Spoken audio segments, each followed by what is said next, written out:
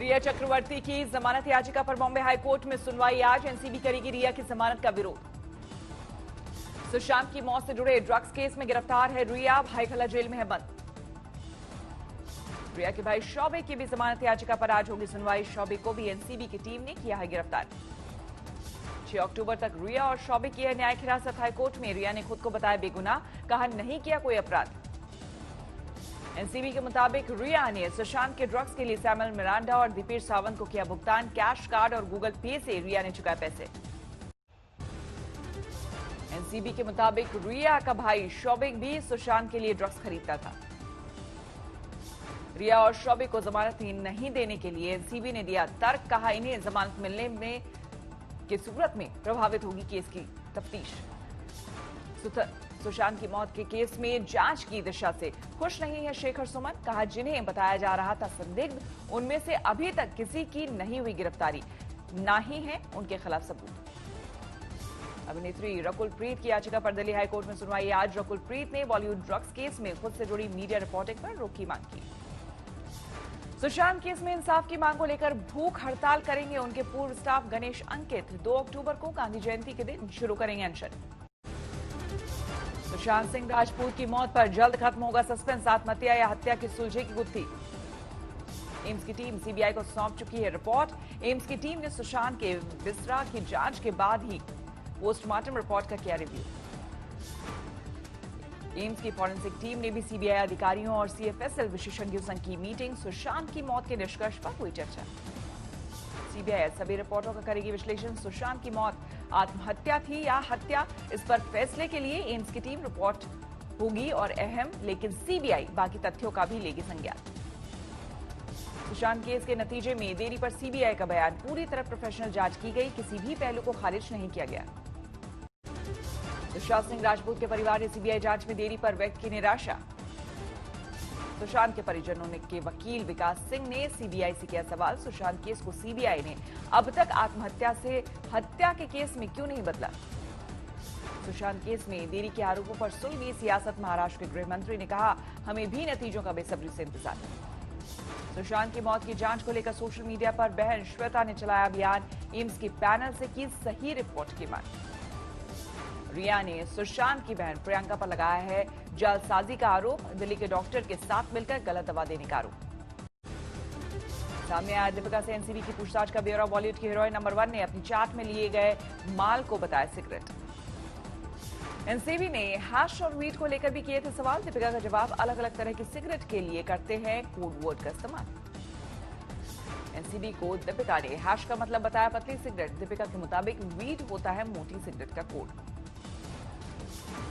Manager करिश्मा ने भी NCB को दिए दीपिका से मिलते जुलते जवाब। अलग पूछताछ में कोड वर्ड के वही मतलब बताए।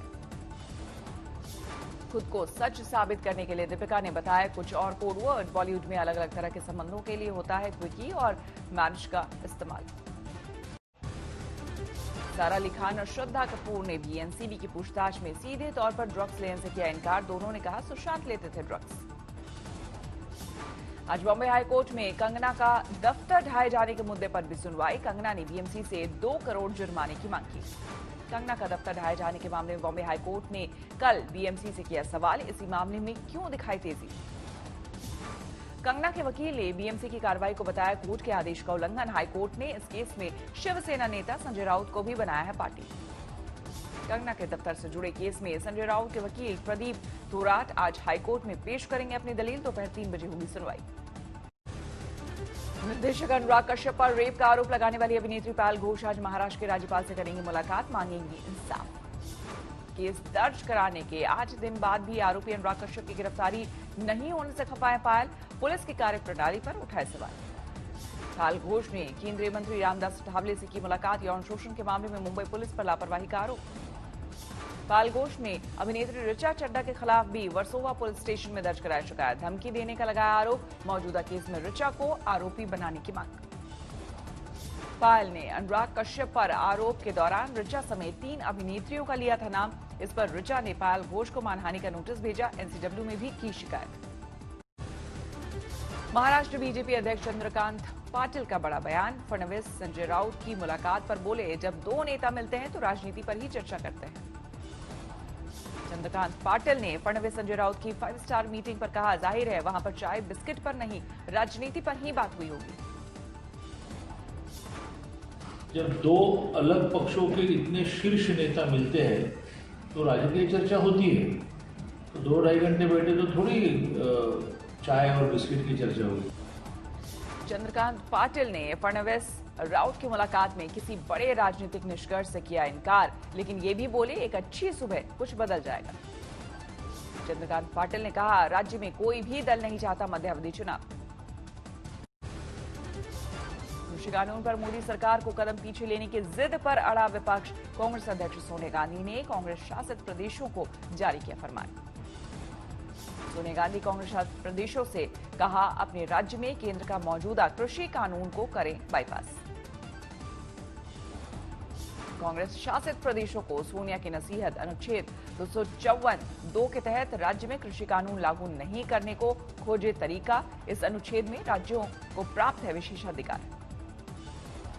कृषि कानून पर छिड़े घमासान के बीच राहुल गांधी ने देश के किसानों से की बात। आज सुबह 10 बजे ये बातचीत सोशल मीडिया प्लेटफॉर्म पर की जाएगी प्रसारित। कृषि कानून के जरिए केरल के सांसद और पंजाब के CM Amarinder Singh supreme court का करेंगे रुख। कृषि कानून के विरोध में पंजाब में 3 बीजेपी नेताओं ने दिया इस्तीफा। अयोध्या विवाद में आडवाणी, जोशी, उमा भारती और कल्याण सिंह पर 30 सितंबर को आएगा सीबीआई कोर्ट का फैसला। विवादित ढांचा ढाए जाने से जुड़ा मामला। विवादित ढांचा ढाए जाने से जुड़े केस में कुल 32 आरोपियों की किस्मत का फैसला करेगा कोर्ट। सभी आरोपियों के दर्ज किए जा चुके हैं बयान। अयोध्या विवाद में फैसले से पहले उमा भारती ने बीजेपी अध्यक्ष जेपी नड्डा को लिखा खत, फैसला जो भी हो मैं नहीं लूंगी जमानत। आज से शुरू होगा ओडिशा विधानसभा का मानसून सत्र, सुरक्षा इंतजाम सख्त, कोरोना के मद्देनजर खास तैयारी। बीजेपी नेता किरीट सोमैया ने बीएमसी हेडक्वार्टर पर किया प्रदर्शन, मुंबई के मेयर के खिलाफ उठाई आवाज। मुंबई में मंत्रालय के करीब एमएलए हॉस्टल में बम की सूचना से मची अफरा तफरी। मुंबई पुलिस ने हॉस्टल खाली कराया। एमएलए हॉस्टल में डॉग स्क्वाड के साथ पुलिस ने किया सर्च ऑपरेशन, लेकिन नहीं मिला कोई बम। तेलंगाना के रंगारेड्डी जिले में बलात्कार के आरोपी की निर्भया एक्ट के तहत हुई गिरफ्तारी। 20 साल की रेप पीड़िता ने कर ली थी खुदकुशी। यूपी के ग्रेटर नोएडा में बदमाशों से पुलिस की मुठभेड़, 25,000 का इनामी बदमाश घायल, पुलिस ने किया अरेस्ट। यूपी के संभल में पुलिस ने 4 लोगों को किया गिरफ्तार, आईपीएल मैच पर लगा रहे थे सट्टा। नोएडा के सेक्टर 39 में नाबालिग लड़की से छेड़खानी, शोर मचाने पर लोगों ने 2 आरोपियों को पकड़ा, पुलिस के हवाले किया। नोएडा पुलिस ने डीआरडीओ वैज्ञानिक को अगवा करने से जुड़े केस में 3 आरोपियों को किया गिरफ्तार, 2 आरोपी फरार। छत्तीसगढ़ के दंतेवाड़ा में 8 लाख के इनामी नक्सली ने किया आत्मसमर्पण। दिल्ली के अंबेडकर नगर में एक लड़की ने युवक के खिलाफ रेप और मारपीट की दर्ज कराई शिकायत, आरोपी फरार। फेसबुक पर पीड़िता की आरोपी से हुई थी दोस्ती। लखनऊ के पास बेती गांव में एक पुजारी की पत्नी की हत्या, पीड़ितों से मिले आप नेता संजय सिंह। झांसी में एक रिटायर्ड फौजी ने नशे में जमकर किया हंगामा, पुलिस ने पकड़ा। महिला सुरक्षा पर यूपी में राजनीति, योगी सरकार रेप और छेड़खानी के दोषियों की तस्वीर लगाने की कर रही है तैयारी। इस बीच समाजवादी पार्टी ने बीजेपी नेताओं के टांगे पोस्टर। ग्रेटर नोएडा में जमीन विवाद में एक पक्ष ने चलाई गोली, दूसरे पक्ष ने बुलडोजर से ढाया निर्माण, पुलिस ने 6 लोगों को किया गिरफ्तार। सोलन में कालका शिमला हाईवे पर भूस्खलन, NH5 पर आया पहाड़ी का मलबा। भूस्खलन के बाद हाईवे पर दिखी बड़ी बड़ी दरारें, रोका गया ट्रैफिक। मुरादाबाद में आजम खान के करीबी एसपी नेता भू माफिया घोषित, पुलिस ने घर पर चस्पा किया कुर्की का नोटिस। जालंधर में एक एनआरआई के नाबालिग बेटे का हुआ कत्ल, 12वीं के छात्र की घर में खून से लथपथ मिली लाश, परिजन थे घर से बाहर। हाजीपुर में एक ठेकेदार की गोली मारकर हत्या, बाइक सवार बदमाशों ने मारी गोली। छपरा में देर तक आपस में भिड़े 2 सांड, जुटे तमाशबीन। तमिलनाडु के मदुरई में एक पटाखा फैक्ट्री में हुआ धमाका, एक शख्स की मौत। देश में कोरोना का कहर जारी, अब तक 61,43,000 कोरोना केस। देश में 24 घंटे में कोरोना के 774 से ज्यादा मरीजों की मौत। देश में कोरोना के अभी 9,47,000 से ज्यादा एक्टिव केस। देश में कोरोना से अब तक करीब 51 लाख लोगों ने जीती जंग, बीमारी के बाद हुए स्वस्थ। जोधपुर में डिविजनल कमिश्नर का अस्पताल में औचक निरीक्षण, वहां बदतर हालात पर डॉक्टर्स को लगाई फटकार। देश में कोरोना संकट के बीच त्रिपुरा में 1 अक्टूबर से खोल दिए जाएंगे सभी टूरिस्ट स्पॉट, पर्यटन विभाग ने लिया फैसला। कांग्रेस नेता प्रताप सिंह बाजवा और शमशेर सिंह ढूलो ने स्वर्ण मंदिर में की अरदास, कृषि कानून के किसानों को मुक्ति दिलाने की मांग। कोर्ट के आदेश के बावजूद पंजाब में पराली जलाने पर लगाम नहीं, अमृतसर में नजर आए जलते खेत। वाराणसी में बिजली विभाग के निजीकरण का विरोध, कर्मचारियों ने मशाल जुलूस निकालकर सरकार को दी सख्त चेतावनी। यूपी के रामपुर में बिजली विभाग के कर्मचारियों ने निजीकरण का किया विरोध, अफसर और कर्मचारी धरने पर बैठे। गोपालगंज में बाढ़ की चपेट में आए करीब 150 गांव, घरों में घुसा पानी, तंबू में रहने के लिए मजबूर है लोग। 2 दिनों से हो रही बारिश ने सिद्धार्थनगर को किया बेहाल, पानी में डूबे आधा दर्जन से ज्यादा गांव। आंध्र प्रदेश के कई जिलों में भारी बारिश, ओवरफ्लो हुआ प्रकाशम बराज, विजयवाड़ा में बड़ी लोगों की मुसीबत। बद्रीनाथ से आगे माणापास में हुई सीजन की पहली बर्फबारी, हर तरफ बिछी सफेद चादर। शुरू हुई माता वैष्णो देवी के प्रसाद की होम डिलीवरी, श्राइन बोर्ड ने डाक विभाग से किया समझौता। जोरदार रहा आईपीएल का 10वां मुकाबला, रॉयल चैलेंजर्स बैंगलोर ने मुंबई इंडियंस को सुपर ओवर में दी शिकस्त। रॉयल चैलेंजर्स ने पहले बल्लेबाजी करते हुए 20 ओवर में 3 विकेट खोकर बनाए थे 201 रन। पिडिकल और फिंच ने जड़ा अर्धशतक, पिडिकल ने 40 गेंद में 5 चौके 2 छक्के से बनाए 54 रन। फिंच 35 गेंदों में 52 रन बनाए, 7 चौका 1 छक्का जड़ा। बैंगलोर की ओर से डिविलियर्स ने किया आतिशी बल्लेबाजी, महज 24 गेंदों में नाबाद 55 रन बनाए, 4 चौके 4 छक्के जड़े, बने मैन ऑफ द मैच। लक्ष्य का पीछा करने उतरी मुंबई इंडियंस भी 20 ओवर में 5 विकेट पर 201 रन ही बना सकी। मुकाबला टाई होने पर सुपर ओवर में हुई मुंबई की हार। मुंबई की ओर से ईशान किशन ने की धमाकेदार बल्लेबाजी, शतक से चूक के 19वें ओवर की 5वीं गेंद पर 99 रन बनाकर हुए आउट। ईशान ने अपनी विस्फोटक पारी में 2 चौके 9 छक्के जड़े। पुरन पोलार्ड का दिखा तूफानी अंदाज, महज 24 गेंदों में 60 रन बनाकर लौटे नाबाद, अपनी पारी में जड़े 3 चौके 5 छक्के, लेकिन मुंबई को नहीं दिला सके जीत। आईपीएल में आज दिल्ली कैपिटल और सनराइजर्स हैदराबाद का मुकाबला 7:30 बजे शाम को दुबई में शुरू होगा मैच।